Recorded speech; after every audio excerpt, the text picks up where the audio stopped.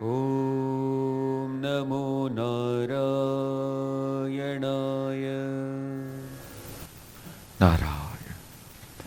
आज हमारे भगवत गीता के ज्ञान यज्ञ का पहला दिन है। इस दिन सभी का बहुत बहुत स्वागत है।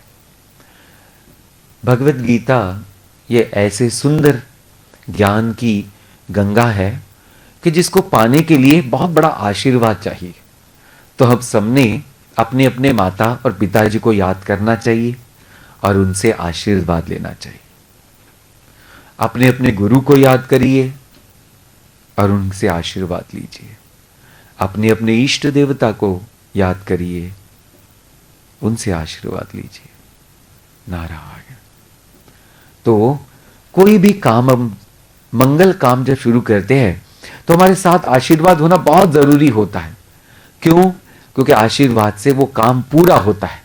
नहीं तो कई कभी आधा ही बीच में हम खंड हो जाता है, रुक जाता है। इसलिए आशीर्वाद और भगवान की कृपा रही तो वो काम, वो हमने जो लिया हुआ कर्म है वो पूरा होता है। भगवत गीता जब हम पढ़ाई करते हैं, सुनते हैं, यानी पढ़ाई करना है, तो आपको मैं मेरा एक अनुभव बताता हूं कि मैंने भगवत गीता से कौन सा प्रिंसिपल डिराइव किया। तो आप सोचिएगा कि ये प्रिंसिपल अच्छा है, फॉलो करने के लिए बहुत अच्छा है या नहीं। The principle is live in joy, not for joy. आप लोग एक बार बोलेंगे, how is this principle? This is what I learned in Bhagavad Gita. Live in joy, not for joy. अगर ये हमने सीख लिया तो मैं आपको बताता हूं, इस जीवन में आपको कोई परेशान नहीं कर सकता है, कोई भी नहीं, कोई भी नहीं। तो ये सब मिल सकता है अगर हम भगवत गीता की पढ़ाई ठीक से करें। अभी एक बहुत पुरानी कथा है, वो हम पहले हम देखते हैं और फिर भगवत गीता को कनेक्ट करते हैं। वो ये है, एक बार 5-6 अंध लोग एक हाथी को देखने को गए। कितने लोग? 5-6 अंध लोग हाथी को देखने को गए और उन्होंने हाथी को देखने का प्रयत्न किया, बिकॉज अंधे तो है। फिर एक ने क्या किया, बोले जाने के बाद ना गुरु पूछने वाले हैं कि क्या किया, क्या देखा। तो उसने उसके पैर को हाथ लगाया। तो उसने कहा, अरे हाथी तो ऐसा है। बस उसने मन में ठान लिया। फिर एक व्यक्ति ने हाथी के पूंछ को हाथ लगाया। उसने बोला, अरे हाथी तो ऐसा है। फिर एक व्यक्ति ने हाथी के सूंड को हाथ लगाया। बोले, अरे हाथी तो ऐसा है। तो ऐसे करके सबने अपने अपने तरह से हाथी को पहचानने की कोशिश की। फिर आगे गुरु के पास, गुरु ने पूछा, सब लोगों ने हाथी को समझने की कोशिश की, अपने मन से देखा? बोले हां। तो एक को पूछा, भैया हाथी कैसा है? तो जिसने पैर को हाथ लगाया था बोले, हाथी पिलर के जैसा है। किसके जैसा है? पिलर के जैसा। अच्छा। दूसरे जिसने पूंछ को हाथ लगाया था, उसको गुरु ने पूछा, हाथी कैसा है? गुरु, हाथी ना खराटे जैसा है। कराटा मारते हैं ना, झाड़ू जैसा। बोले, अच्छा अच्छा, ऐसे है। जिसने हाथी के सूंड को हाथ लगाया था, उसको गुरु ने पूछा, भैया बताओ हाथी कैसा है? बोले, हाथी बड़े पाइप के जैसा है। पाइप के जैसा है। फिर ऐसे करके लोगों ने बयां किया। तो अभी कोई झूठ बोल रहा है? नहीं। बट पूर्ण सत्य है? नहीं। ये बात हमको ध्यान में पता है। हम सबको कुछ कुछ जरूर पता है जीवन में, ऐसा कोई भी नहीं है कि जो पूरा अज्ञानी है। बट हमको पार्ट्स में पता है। जैसे ये जो हाथी वाला किस्सा है, पार्ट्स में उसको पता है हाथी कैसा है, तो वो झूठ नहीं है, बट वो पार्ट है। तो we must not understand life in part, we must understand life as whole. Yes और no? This is what Bhagavad Gita is going to teach all of us, that how to look and how to understand life as whole. तो ये important बात है. अभी शुरुआत भगवद गीता की होती है तो बैकग्राउंड भी है भगवद गीता में. तो शांतनु महाराज से हम थोड़ा बैकग्राउंड देखते हैं. शांतनु महाराज का पहला ब्याह हुआ गंगा देवी जी से. फिर गंगा जी ने जब शांतनु महाराज को बोला हाँ मैं आपसे ब्याह कर सकती हूं, तो बोले एक कंडीशन है. बोले हाँ आप जो भी कंडीशन बोले हम तैयार हैं. जब किसी का दिल पूरा आ जाता है तो सब तैयार ही रहते हैं. कोई आना नहीं बोलता है. तो बोले पूरे तैयार है. बाद में क्या होता है पता नहीं, बट तो पहले तो तैयार रहते हैं. तो ऐसे तैयार थे. बोले देखो कंडीशन पता है. बोले हाँ आपने मुझे क्यों ये शब्द नहीं पूछना है. क्या नहीं पूछना है? क्यों ये शब्द मुझे नहीं पूछना है. ये बिल्कुल whatever I will do you have to just see and don't ask me question. तो जैसे मैंने बोला पूरी तरह से तैयार थे. शांतनु महाराज बोले हाँ जो करेंगे बिल्कुल सी ठीक है. तो शादी हो गई, पहला बच्चा हो गया. तो गंगा जी ने लिया और पानी में डाल दिया गंगा जी में.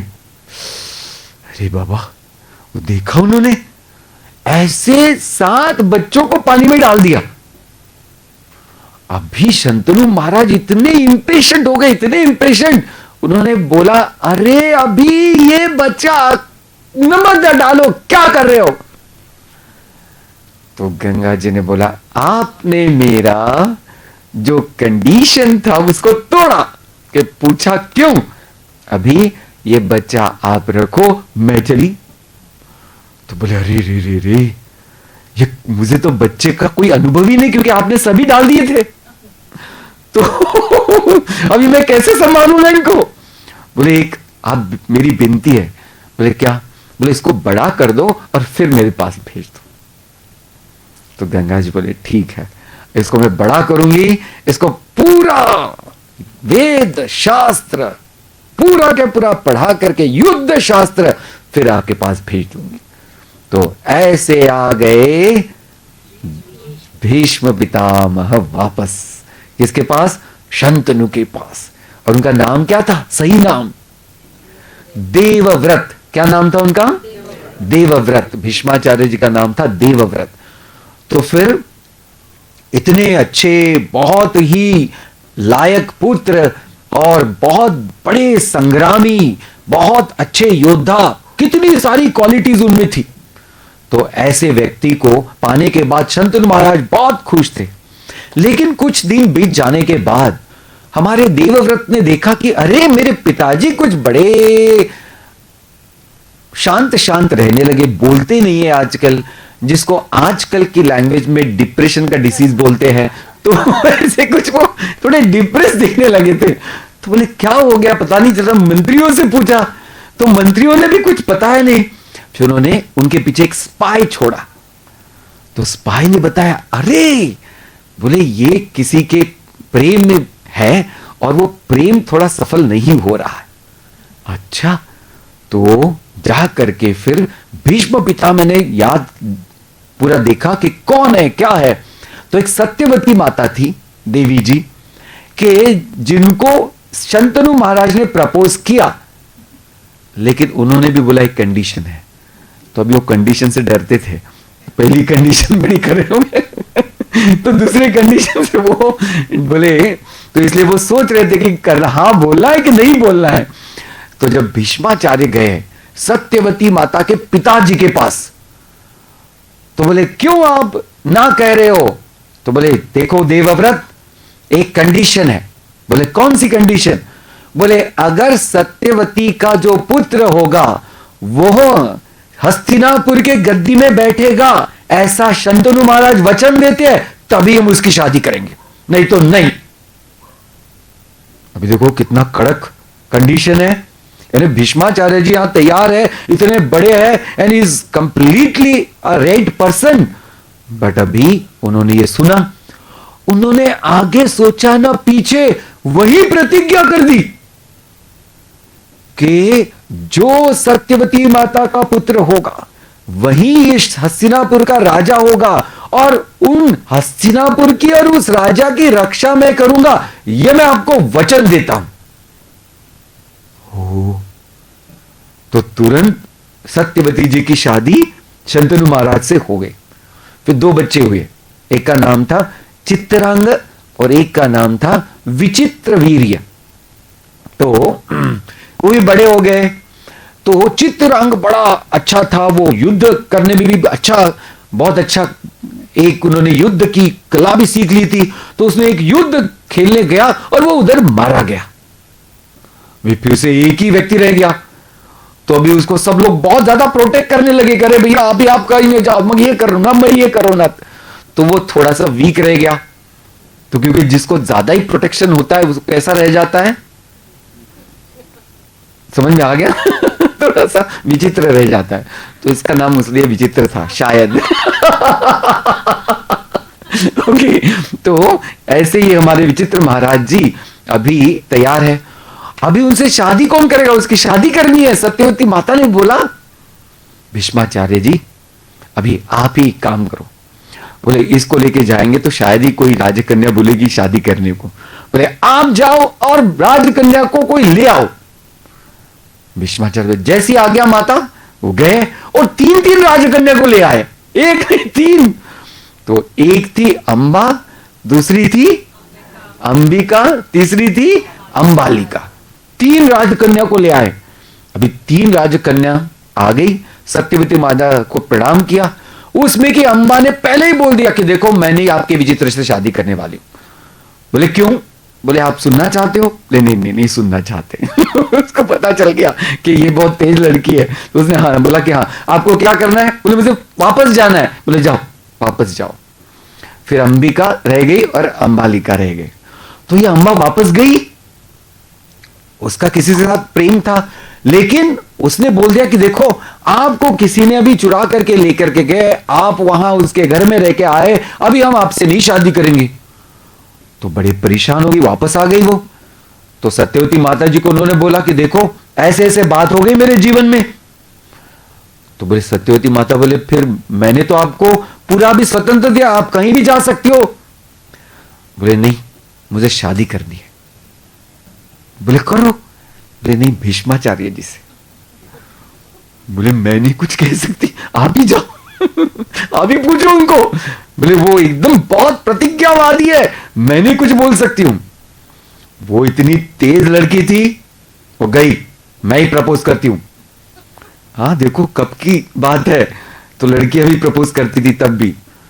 तो गई और भीष्माचार्य जी को बोला देखो कि मैं वापस गई, बट वो जो होना था वो हुआ नहीं, बट मुझे शादी तो करनी है। मैं विचित्र वीर्य से शादी नहीं कर सकती हूं, लेकिन मैं तुमसे शादी कर सकती हूं। भीष्माचार्य जी बोले हे देवी मैं इस जन्म में नहीं शादी कर सकता हूं, मैंने बड़ी प्रतिज्ञा कर ली है और ये मेरी प्रतिज्ञा कोई भी नहीं तोड़ सकता है।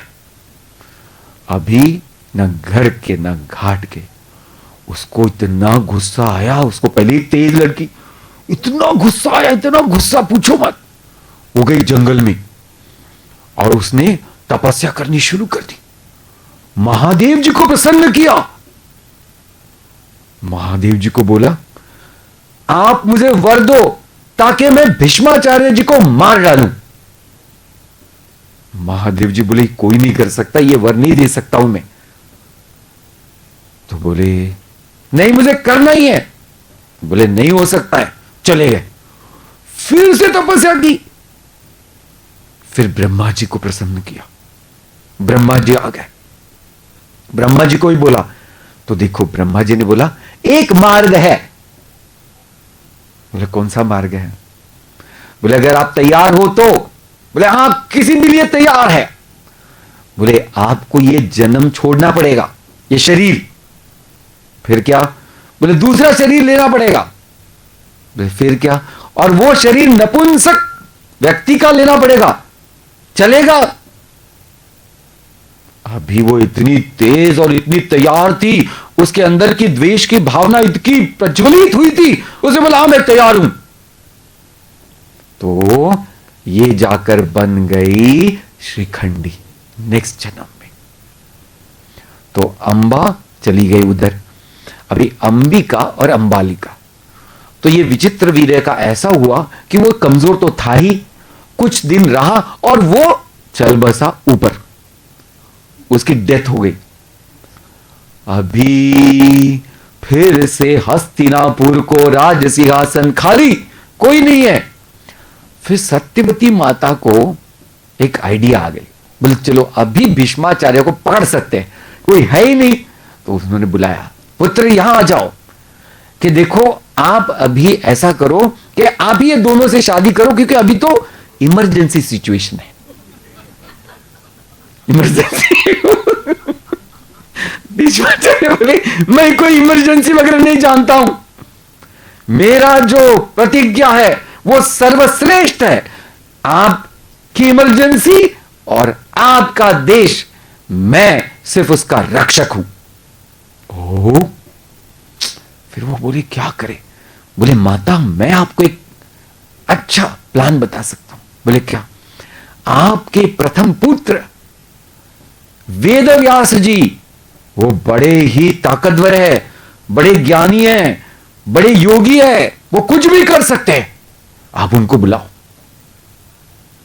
तो सत्यवती जी पहले जो एकदम यंग थी, तो उन्होंने अपने उस यौवन अवस्था में पराशर ऋषि की बहुत बहुत बहुत सेवा की थी। पराशर ऋषि इतनी सेवा की कि उनके सेवा से वो प्रसन्न हो गए, उनको बहुत सारी सिद्धियां प्राप्त हो गई। फिर उन्होंने बोला कि ये इतनी सेवा कौन कर रहा था, सामने आ जाओ। तो सत्यवती जी सामने आ गई। तो उन्होंने पूछा कि भैया आपने इतनी सेवा की, तो देवी मांगो क्या चाहिए, बिल्कुल मैं आज देने के लिए तैयार हूं। तो उन्होंने बोला कुछ भी देने के लिए तैयार है? हाँ। बोले कुछ भी देने के लिए तैयार है। तो उन्होंने बोला मुझे आपके जैसा पुत्र चाहिए। तो बोले देखो आपकी ये कंडीशन है ना, आपको ये तो बोले मेरी एक कंडीशन है।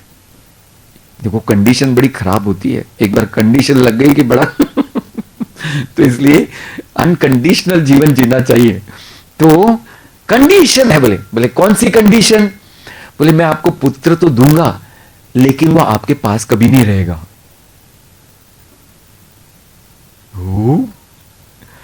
तो बोले एक वरदान तो दे दो। बोले हाँ। बोले जब मुझे उसकी सबसे ज्यादा जरूरत होगी और जब मैं उसको बुलाऊं, उसने आना चाहिए और मेरा काम करना चाहिए।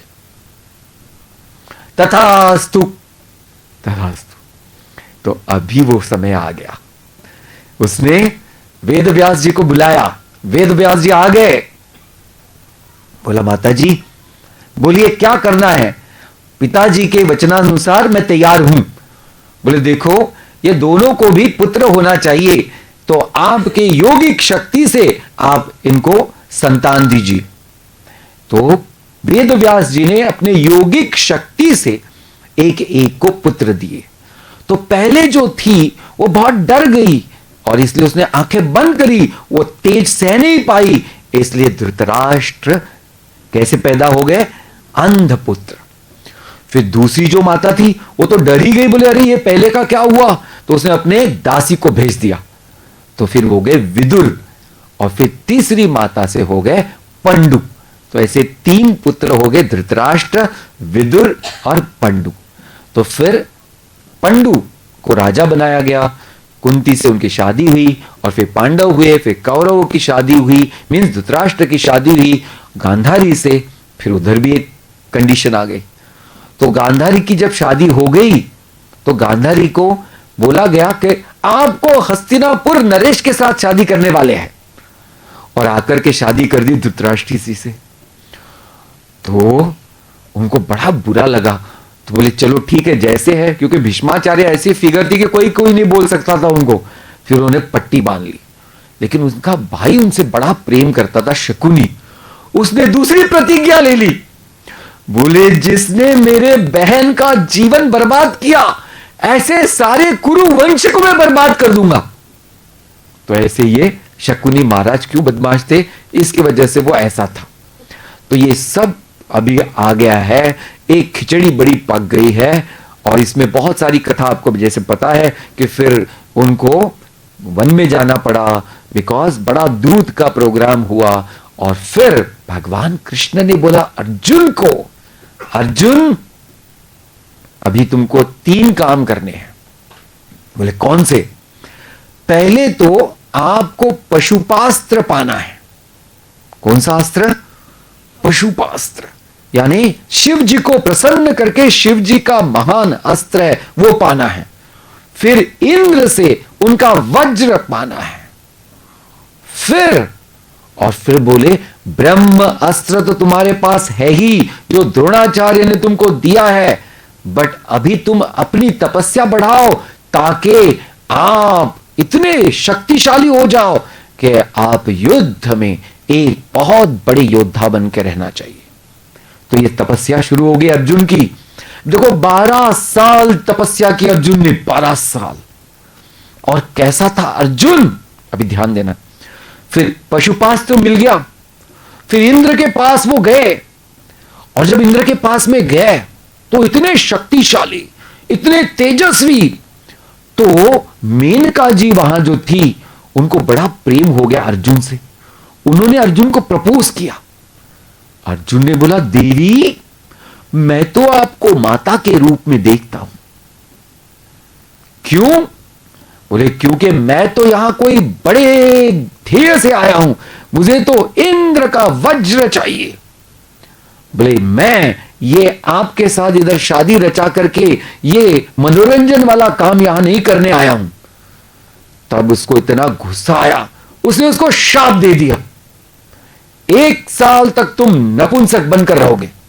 उसने वो भी स्वीकार कर दिया, लेकिन अपना ध्येय उसने छोड़ा नहीं। देखो फिर वो काम आया, उसका शाप उसको अज्ञातवास में। तो ऐसे ये आ गए भैया। अभी पूरा हो गया 12 साल, फिर 1 साल अज्ञातवास पूरा हो गया। अभी कृष्ण भगवान भी आ गए और बोला चलो अभी आपको आपका इंद्रप्रस्थ वापस दिलाते। गए तो दुर्योधन ने बोला कोई नहीं देने वाला मैं वापस, कुछ नहीं मिलने वाला, इनका कुछ है ही नहीं। तो भगवान कृष्ण बोले चलो आज इसका थोड़ा ठीक नहीं है, भेजा, कल 2-4 महीने बाद फिर से आते हैं, ठंडा हो जाएगा तब तक। 2-4 महीने के बाद गए कि बोले चलो इंद्रप्रस्थ जाने दो, आप 5 गांव दे दो। बोले 5 गांव कुछ नहीं मिलने वाले। फिर भी बोले कृष्ण भगवान चलो थोड़ा भेजा और ठंडा होने दो इसको। फिर 2-3 महीने गए, फिर आ गए, बोले 5 गांव जाने दो, एक सिर्फ गांव दो। अभी वो बोले 1 गांव क्या, मैं तो सुई के टोक पर, यानी एक उसके पूरे के पूरे पॉइंट पर जितनी जमीन रह सकती है उतना भी मैं इनको कुछ ना दूं। अभी भगवान बोले ओहो अभी कुछ नहीं हो सकता है, अभी तो धर्म युद्ध होना ही होना है। अभी ध्यान देना, 2 तरह के युद्ध होते हैं, एक को बोलते हैं वृत्ति फलक और दूसरे को बोलते हैं धर्म फलक। वृत्ति फलक जो युद्ध होता है वह है स्वार्थ के लिए लड़ाई। किसके लिए लड़ाई? स्वार्थ के लिए लड़ाई। फिर वो कौन से भी स्तर पर हो वो है वृत्ति फलक। और जो युद्ध होता है धर्म को स्थापित करने के लिए उसको बोलते हैं धर्म फलक युद्ध। तो अभी ये जो महाभारत का युद्ध हो रहा है ये कौन से फलक का युद्ध है? धर्म फलक। अभी ध्यान देना, तो ये हिंसा नहीं है, ये क्या है? It is a treatment to adharma. ये क्या है? ट्रीटमेंट टू अधर्म। तो इसलिए ये युद्ध हिंसा नहीं है, ये युद्ध अहिंसा की स्थापना के लिए है। तो कितना बड़ा फर्क है कि ये युद्ध जो हिंसा करते हैं, जिनको धर्म नहीं मालूम, जो पूरी तरह से अधर्म करते हैं, तो ऐसे लोगों को धर्म की पूरी रक्षा के लिए हमको खड़ा होकर के इनको धर्म सिखाना है या तो इनको फिर नष्ट करना है। 2 से एक ही, एक तो सिखाओ एक तो नष्ट करो, क्योंकि सीखने के लिए कोई तैयार है नहीं, तो अभी एक ही है, नष्ट करना पड़ेगा। तो इसलिए दिस इज अ ट्रीटमेंट। अभी आप ध्यान देना, इसको एक सिंपल उदाहरण से हम देख सकते हैं। जैसे अगर हमारे ही शरीर में कोई ऐसा रोग हो जाए कि जो बहुत फेटल है, बहुत हानिकारक है हमको, तो हम क्या कर सकते हैं भैया? अगर वो हाथ को गैंग्रीन हो गया, हमारे फिंगर्स को, तो फिर डॉक्टर क्या एडवाइस करते हैं कि आपके फिंगर को काट डालो ताकि आपका हाथ बच जाएगा, आपका शरीर बच जाएगा। तो फिर व्यक्ति क्या बोलता है? चलो ठीक है, काट दो। अभी ये फिंगर्स किसके हैं? मेरे ही है, लेकिन काटने के लिए मैं तैयार हो गया कि नहीं? हाँ या ना जी? तो देखो, तो ये हिंसा हुई नहीं, ये क्या है? ये ट्रीटमेंट है अपने आप को बचाने के लिए। वैसे ही ये पूरे संसार को अगर बचाना है अधर्म से, तो ये ट्रीटमेंट है महाभारत का युद्ध। तो ये कोई हिंसा नहीं है, ये धर्म की स्थापना के लिए किया हुआ एक महान कर्म है। तो ऐसे हमको इस बात में समझना चाहिए। तो ऐसे जब हो गया कि अभी युद्ध होने ही वाला है, तो वेद व्यास जी वहां थे। उन्होंने बोला कि धृतराष्ट्र, आज तक तुमने कुछ नहीं देखा, लेकिन आज मैं अपने तपस्या से तुमको ज्ञान चक्षु दे देता हूं, ताकि आप अपने महल में बैठ करके कुरुक्षेत्र में क्या हो रहा है ये जान पाओगे। तो उन्होंने बोला, हे तात, आज तक तो मैंने किसी को हंसते हुए नहीं देखा। बोले, ये युद्ध में सब लोग मारे जाएंगे, तो ये मुझे अभी नहीं देखना है किसी का मरना। तो इसलिए आप एक काम करिए, मेरा जो सारथी है जिसका नाम है संजय, आप उसको दे दो और मैं उसको पूछते जाऊंगा कि क्या हो रहा है, क्या हो रहा है, क्या हो रहा है, वो मुझे बताते जाएगा। तो वेद व्यास जी इतने कंपैशनेट थे, इतने कृपालु थे, उन्होंने बोला चलो ठीक है, मैं संजय को दे देता हूं। तो ऐसे ये मिल गई ज्ञान दृष्टि, दूरदृष्टि इस संजय को। और अभी यहां से शुरू होता है हमारे भगवत गीता का पहला अध्याय। ठीक है, आपके सबके पास किताब है, आप उसको खोलिएगी, सब लोग खोलिएगा, और फिर हमारे पीछे आप बोलिएगे, सबके सब बोलेंगे।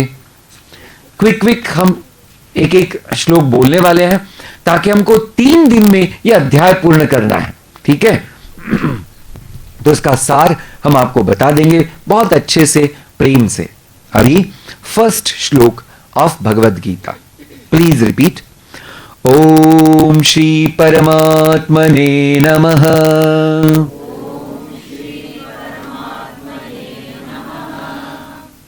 अथ प्रथमोऽध्यायः।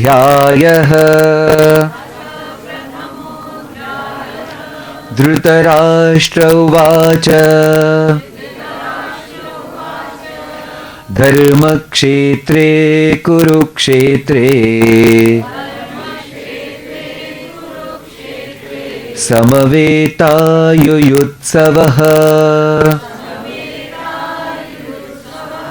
मामका पाण्डवाश्चैव किमकुर्वत संजय। धृतराष्ट्र ने अभी पूछा है संजय से कि हे संजय, क्या हो रहा है उस कुरुक्षेत्र में, ये हमको बताओ। तो अभी मैं आपको थोड़ा और छोटा बैकग्राउंड कहता हूं, क्योंकि अभी युद्ध तो पूरी तरह से तय हो गया है, सब लोग आशीर्वाद मांगने गए। तो वैसे ही हमारे धर्मराज युधिष्ठिर आशीर्वाद मांगने गए द्रोणाचार्य जी से। अभी द्रोणाचार्य जी कौन से पक्ष से है? कौरवों के पक्ष से, और पूरी तरह से लड़ने के लिए तैयार है। ऐसे गुरु को वो आशीर्वाद मांगने गए, तो उन्होंने इतना सुंदर आशीर्वाद दिया। कहते अभी, ध्रुवस्थि विजयो राजन यस्य मंत्री हरेस्तवः यतो धर्मस्ततः कृष्णः ततः कृष्णस्ततो विजयः। क्या आशीर्वाद दिया। बोलते हैं कि तुम्हारी विजय निश्चित है, आज मुझे पता है। बोले क्यों? It is not because you are good, because Bhagwan Krishna जो धर्म है वो आपके साथ है, और जहां धर्म है वहीं विजय है। अभी देखो शुरू ही नहीं हुआ है, तो आशीर्वाद भी द्रोणाचार्य ने दे दिया हमारे युधिष्ठिर को कि जहां कृष्ण है वहां विजय होने वाली है। तो आपको और हमको ध्यान में रखना है कि हम कभी कमजोर हो जाते हैं, कब? जब हमारा सामना नकारात्मक प्रवृत्ति से हो जाता है और हमको ऐसा लगने लगता है कि शायद हम पूरी तरह से मारे जाएंगे, पूरी तरह से बर्बाद हो जाएंगे इन नकारात्मक प्रवृत्ति के साथ लड़ते लड़ते। लेकिन आप ध्यान में रखना, भगवान इतने ताकतवर है, धर्म इतना ताकतवर है कि आपको इतना तो जरूर ध्यान में रहना चाहिए कि धर्म की हमेशा विजय होती है। सिर्फ समय आपको पेशेंटली ध्यान देना पड़ेगा। तो यह तपस्या है कि धर्म के साथ रहना है, तो विजय तो पूरी तरह से निश्चित है, पर यह है कि उसके लिए बड़ी सबूरी चाहिए और बड़ा धैर्य चाहिए धर्म को धारने के लिए। तो यह जिसके पास है उसकी विजय सुनिश्चित है इस पूरे जगत में। ओम नमो नारायण।